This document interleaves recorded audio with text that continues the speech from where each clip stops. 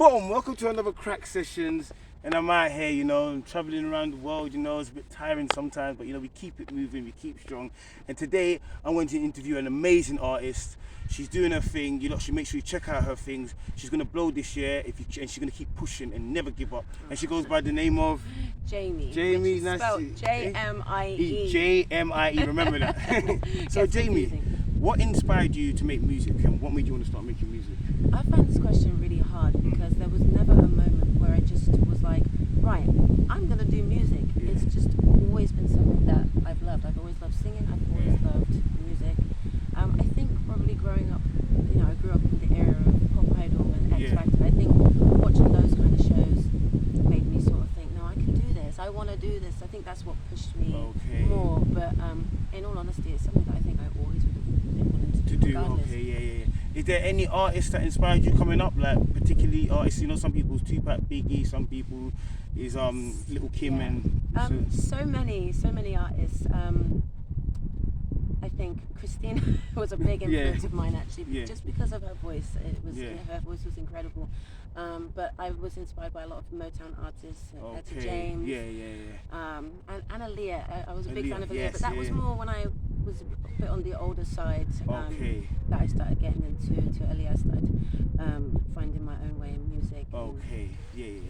Is there any features, like out of all the artists, it could be US or UK, is there any particular artist that you see right now that you would love to feature with?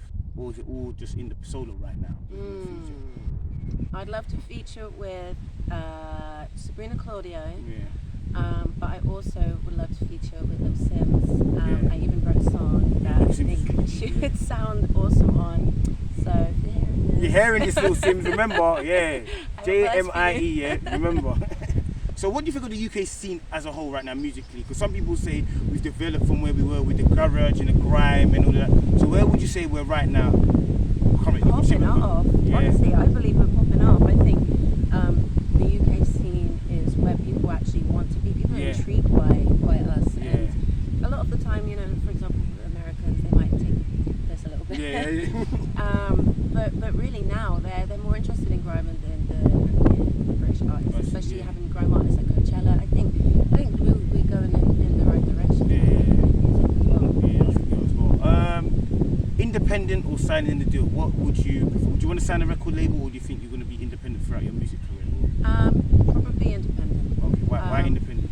Because I think being part of a record label is great, but I also think it's quite nice to be able to do things at your own pace, less pressures, and it's a bit more enjoyable knowing that you don't have someone else sort of telling you stuff trying to So for a young coming inspiring artist, what's the one advice would you give them? Because you know how music's all about social media, image these days.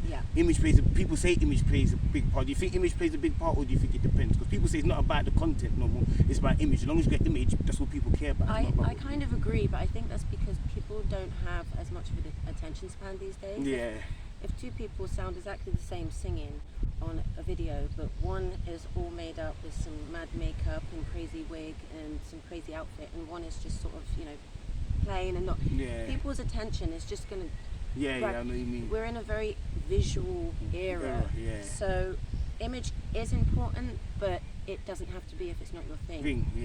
If image isn't your thing and you know you're not fussed and you want to make it about the voice, the people that are a fan of you will come to you for the right reasons. Whereas people that are coming to you just for your image, it's not necessarily the right reasons. It's true. So what's your goals, Jamie, for 2022? For the rest of the year, where do you want to be from now to the rest of the year? What is your goals? That's a good question. I just want to keep releasing and putting music out there. I started off making music under sort of like a different name, and I've sort of rebranded and changed my name. So I just want to get myself a nice, good catalogue out there, introduce myself as to who I am as an artist, and just keep going how I'm going. I've got no big plans. I've just got music that I just want released and I want heard and I want out there. Yes, that's it. And is there any challenges that you faced in the music game? What's your biggest challenge that you think you face right now as an artist? 'Cause probably performance. Performance.